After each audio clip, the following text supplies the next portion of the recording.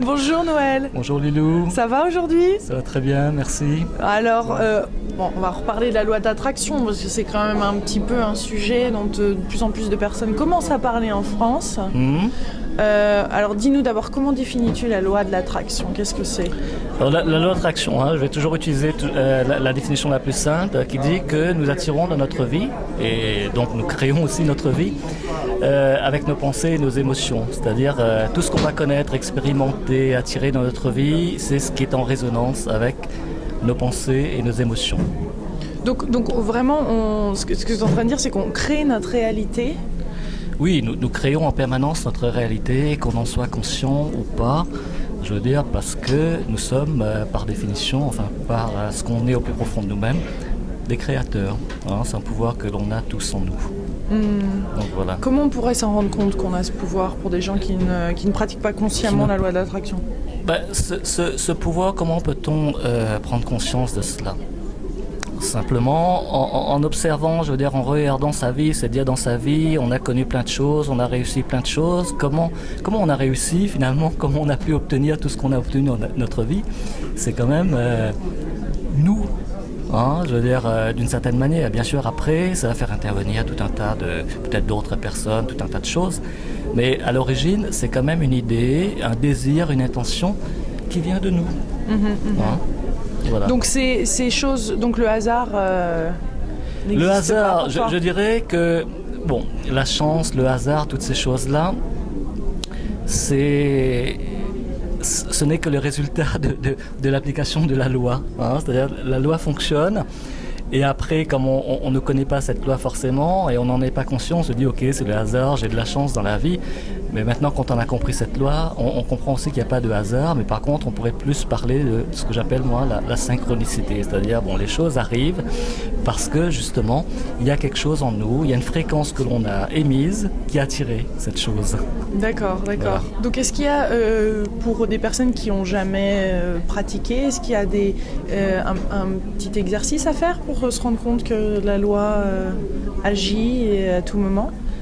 Un exercice à faire. Un exercice à faire, c'est déjà prendre conscience à chaque fois que l'on désire quelque chose. On a tous des désirs dans la vie. Chaque matin, quand on se réveille, ça peut être une simple chose facile à obtenir. On veut manger telle chose, on veut aller à tel endroit. Ça ok. Maintenant, prendre conscience quand on a des projets, par exemple. C'est-à-dire comment on procède. Parce que justement, on a un désir et qu'on veut vraiment obtenir cette chose, réaliser ce projet, que ce soit un voyage, que ce soit rencontrer une personne ou aller à un concert. Et puis, le fait d'avoir ce désir, d'y croire et de savoir qu'on a tous les moyens pour, de savoir qu'il n'y aura rien qui puisse nous empêcher, eh bien, on réalise ce projet, on va faire ce voyage, on va obtenir cette voiture, tout ce qu'on veut. Donc ça, c'est l'application de la loi d'attraction, c'est un peu comme Molière qui faisait de la prose sans le savoir. Donc on le fait de manière naturelle. Donc, parlez-nous de l'intention. Alors l'intention, c'est quoi? L'intention, c'est-à-dire que c'est un désir, c'est-à-dire qu'on est venu sur la terre, vous savez, la terre c'est une terre d'abondance et on est venu sur la terre pour expérimenter la joie, l'amour, le bonheur, tout un tas de choses. Et comment pouvons-nous expérimenter ces choses-là? Justement, c'est en ayant des désirs et des intentions, c'est-à-dire je veux connaître ça, je veux découvrir ça, je veux expérimenter ça, et c'est comme ça qu'on va justement découvrir ce bonheur et vivre ce bonheur, l'amour, tout ça dans notre vie. Donc pourquoi certains alors n'ont pas ce qu'ils veulent dans la vie? Pourquoi certains n'ont pas ce qu'ils veulent? C'est parce que justement, c'est parce qu'il y a une incompréhension, c'est-à-dire au départ, une ignorance. On ne sait pas pourquoi on est là sur cette terre. On croit que, je veux dire, on est venu sur cette terre de par les lois physiques, biologiques, parce que nos parents ont fait l'amour, ainsi de suite. Et puis on est là, et puis on se dit, après, tout dépend dans quel contexte on arrive, on se rend compte que la vie est difficile, qu'il y a des difficultés et tout ça. Et puis on va se polariser, se focaliser là-dessus, et on va entretenir et même augmenter ces difficultés dans notre vie. C'est ça le problème un peu. Pour beaucoup de gens. Et des pensées négatives? Oui. Les pensées négatives aussi, créer des choses négatives à ce moment-là dans nos vies? Voilà, les pensées négatives, on en a tous, bien évidemment. C'est-à-dire que dans la vie, on a besoin de progresser. C'est-à-dire quand on vient au monde, bien sûr, on est ignorant, on ne sait pas grand-chose. Enfin, en tout cas dans l'apparence. Et on doit tout apprendre. On doit tout découvrir, développer ce que j'appelle notre mental.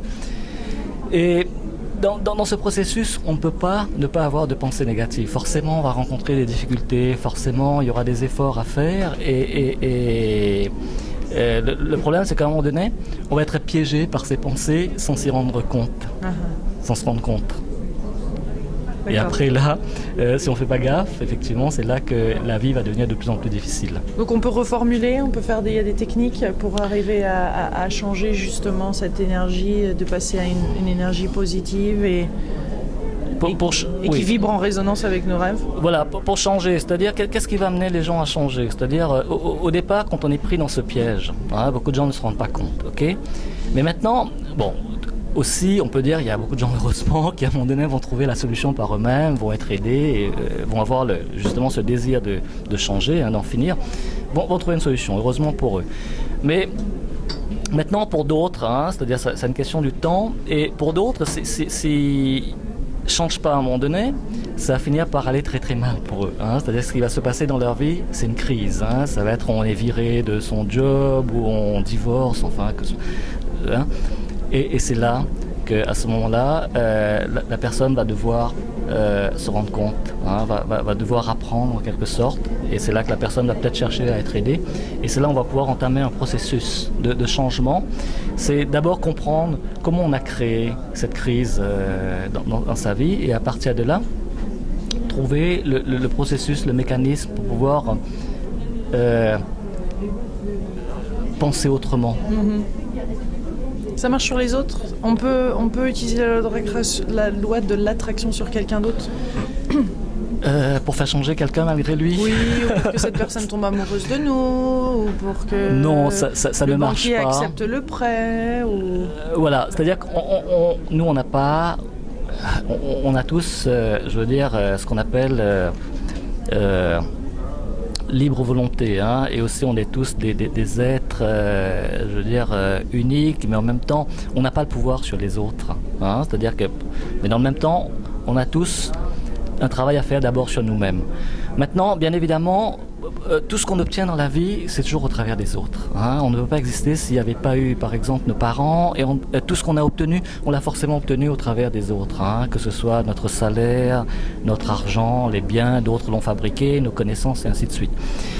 Mais comment faire justement pour donner envie aux autres de nous donner justement ce qu'on recherche? C'est en commençant d'abord par nous-mêmes. C'est-à-dire que d'abord le travail est à faire sur nous-mêmes, c'est-à-dire travailler sur notre vibration. Déjà prendre conscience de ce qu'on pense, de ce qu'on ressent. Et ce qu'on ressent, en fait, c'est très lié à ce qu'on pense. Quand on se sent bien, c'est qu'on a forcément des bonnes pensées. Quand on se sent mal, c'est que forcément on a de mauvaises pensées. Et puis ça aussi c'est lié avec justement ce qu'on obtient dans la vie, il suffit d'observer ce qu'on a dans sa vie. Maintenant, il faut l'obtenir au travers des autres, c'est-à-dire il faut être capable de créer des relations avec les autres. Une relation, c'est quoi? Je dirais un lien que l'on va créer avec une autre personne. C'est-à-dire dès qu'on rencontre une personne, dès qu'on entre en contact avec une personne, tout de suite il y a un lien qui va se créer. Et un lien, sur ce lien-là, on peut l'imaginer comme on veut. Ça peut être un fil électrique, ça peut être un cordon. Sur ce lien-là va circuler de l'énergie. Et cette énergie-là va circuler dans un sens et dans l'autre. Et là, nous, on doit seulement se préoccuper de l'énergie que l'on va faire circuler sur ce lien, c'est-à-dire que l'on va émettre à soi-même. Et si on fait passer de la bonne énergie sur ce lien, forcément, l'autre va le recevoir. Et l'autre va aussi être plus, je dirais, encouragé ou va avoir plus envie aussi de rendre ou de refléter cette énergie positive en retour. Et c'est là qu'on va pouvoir obtenir ce qu'on veut dans la vie. Donc, on peut dire aussi que de par le fait qu'on a changé notre énergie, l'autre va changer automatiquement parce que l'autre va nous suivre. Alors après, il y a ces personnes quand même qui on a l'impression qui prennent de notre énergie ou qu'on ressent comme négative, toxique. Ça peut être le boss, ça peut être un parent, ça peut être... Donc comment on gère ça? Comment on gère ce genre de situation où les gens prennent ou malgré notre fil qui va et qui donne... Tout à fait. C'est-à-dire que... D'autres ne semblent pas réceptifs, voire même prendre. Voilà, ça c'est des choses qui arrivent. C'est ce que j'explique aussi, c'est que, je veux dire, qu'est-ce qui fait qu'on est attiré ou qu'on attire une personne dans notre vie? Bien sûr, il y a au départ, c'est-à-dire, on est en résonance quelque part, c'est-à-dire il y a une partie de nous qui vibrent avec la même fréquence avec l'autre. Ça peut être positif ou négatif. Et il peut y avoir aussi le fait qu'on est attiré par quelque chose qu'a cette personne qu'on n'a pas, ou cette personne est attirée par quelque chose qu'on a chez nous. Donc dans ce sens, parfois aussi, quand on est très riche par exemple, quand on est débordant de telle qualité et que l'autre ne l'a pas, que l'autre est à la recherche de ça, peut être attiré à nous aussi. Bon, maintenant, je veux dire, c'est pas pour autant que toutes les personnes sont animées par de bonnes intentions. De temps en temps, on va attirer effectivement des gens qui viennent vers nous, qui sont attirés par quelque chose qu'on possède, tout en n'étant pas animés par une bonne intention. Et c'est là où c'est important pour nous aussi d'apprendre à nous protéger. Mais ceci dit, quand on fonctionne vraiment avec la loi d'attraction, on le sent, on le sait ça. On doit le ressentir. Ce qui fait que, premièrement, on est naturellement protégé. C'est-à-dire que quand quelqu'un veut nous pomper de l'énergie, comme on dit, on est naturellement protégé contre cela. Mais deuxièmement aussi, il faut se dire que maintenant, quand on est dans la compassion, c'est de dire quelqu'un qui en manque d'énergie, c'est quelqu'un qui en réalité a besoin d'être aidé. Et c'est là aussi, quand on est fort soi-même, quand on est débordant de cette énergie, c'est aussi l'opportunité pour nous de venir en aide à quelqu'un, d'aider quelqu'un. C'est-à-dire d'abord, on est protégé, ça ne peut pas nous faire mal, mais deuxièmement, c'est là aussi on va pouvoir exprimer sa compassion, c'est aider l'autre aussi à devenir meilleur. Mais des fois, il faut quand même peut-être se débarrasser de certaines relations qui ne conviennent plus, qui ne vont plus en résonance avec la personne que l'on veut être. Voilà, ok, d'accord. Parce qu'à un moment, enough is enough. Enough is enough. Maintenant, ça c'est, je veux dire, on a tous forcément dans notre vie certaines relations qui ne sont pas satisfaisantes et on se dit que pourquoi d'abord comprendre qu'on a quand même attiré d'une certaine manière et qu'il y a une leçon à prendre à la fois pour soi et l'autre. Maintenant, ce qui est important, c'est d'en tirer la leçon, c'est de comprendre pourquoi on a tiré cette relation et ensuite de décider la suite que l'on veut donner à la relation. C'est-à-dire que la suite, c'est quoi? La suite, bien évidemment, on peut décider que, ok, il y a une leçon à prendre, je vais apprendre cette leçon et après c'est terminé, j'ai plus besoin de cette personne. On n'a pas besoin de conserver éternellement toutes les relations que l'on a dans notre vie. Donc on peut dire, à partir du moment où on a appris la leçon, automatiquement, ce lien-là va être assaini et après, si on n'a plus rien à faire ensemble, l'autre personne va pouvoir continuer son chemin tout seul, et nous aussi tout seuls, et du coup, ce n'est plus un problème pour nous, mais on a quand même apporté quelque chose à l'autre. Maintenant, il y a d'autres relations qui ne fonctionnent pas, mais on est quand même obligé de faire quelque chose pour le transformer, quand par exemple ça concerne la relation avec sa mère ou son père. On ne peut pas dire que là, enough is enough, et que je peux entendre parler, il y a quand même quelque chose à faire. Et finalement, j'ai une autre petite question par rapport au lâcher-prise. Ok. On en parle beaucoup en ce moment. Comment fait-on pour lâcher prise? Et quelle est l'importance du lâcher prise dans la loi de l'attraction? Le lâcher prise est très important. Et en même temps, c'est pas facile parce que lâcher prise, ça veut dire c'est lâcher son mental. C'est-à-dire le mental qui est aussi l'ego, c'est celui qui a pris le pouvoir, c'est celui qui nous contrôle, je veux dire sans qu'on s'en rende compte. Le lâcher prise, c'est d'abord, ça part tout un tas de croyances fondamentales qu'il faut savoir. C'est comprendre bien qui on est, savoir qu'il y a une source et ensuite se mettre en relation avec cette source, qu'on peut aussi appeler Dieu, tout ça. C'est se connecter à ça. Et aussi vouloir ça, véritablement désirer ça et croire qu'on est capable. En fait, cette source est toujours là, est toujours ouverte. Donc, chercher à se connecter à cette source et ensuite, petit à petit, redonner le pouvoir justement à son esprit, à qui on est vraiment, et ensuite remettre, je dirais, le mental à sa place. C'est-à-dire qu'au départ, celui-là, il va continuer à nous bombarder de pensées, à vouloir nous faire croire que tout ça, ça marche pas, que tout ça, c'est pas vrai, et ainsi de suite. C'est une lutte aussi que l'on doit mener justement contre ces pensées. Et bien évidemment, là-dedans, il faut être patient. Ça, c'est un travail qui va demander, je veux dire, toute une vie peut-être pour certains. C'est sûr que ça n'arrive pas en 2 jours, mais il faut être patient, il faut travailler, il faut persévérer. Et pour certains, ça va être rapide, pour d'autres, ça va mettre plus de temps, mais un jour, ça va arriver. C'est ça que je veux dire. D'accord. Vous êtes chinois à l'origine? Moi, mes parents sont nés en Chine, mais moi, je suis né à l'île Maurice.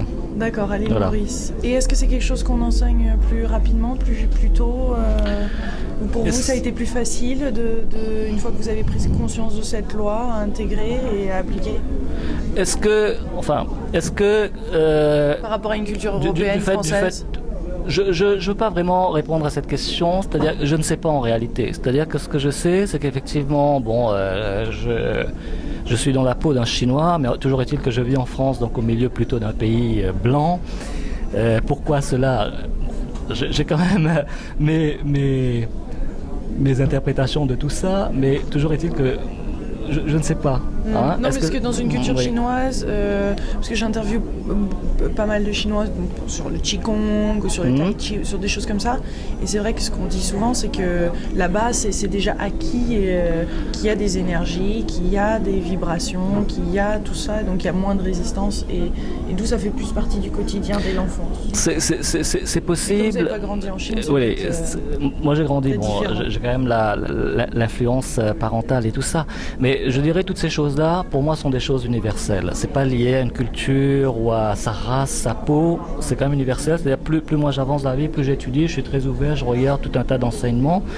Je me rends compte que tout ça c'est universel. C'est pas propre à un pays. Non, c'est pas ce que je voulais dire, mais c'est qu'il y a peut-être des cultures qui sont de la manière dont elles ont été élevées ou ce qu'on a appris par les ancêtres, par l'histoire, est peut-être plus proche de ce style de pensée que d'autres. C'est tout à fait possible. Il y a des personnes qui ont moins la capacité que d'autres en fonction de leur peau.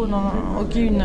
Voilà, c'est tout à fait possible. C'est-à-dire que moi, ma croyance aujourd'hui, c'est qu'on ne vient pas par hasard dans une famille de nez ou dans une culture de nez ou dans une apparence physique de nez. Bien évidemment, il peut y avoir des explications que j'ai été attiré vers ça, j'ai voulu ça, j'ai voulu vivre ça, et c'est pour ça que j'ai connu tout ça. Hein? Ça peut aider, mais en même temps, c'est pas nécessaire. C'est-à-dire que ce que je veux pas Très bien. Oui, c'est pas nécessaire. C'est pas nécessaire. C'est universel. C'est quelque chose qu'on peut apprendre à tout moment. C'est ouvert à tout le monde. Voilà. Voilà.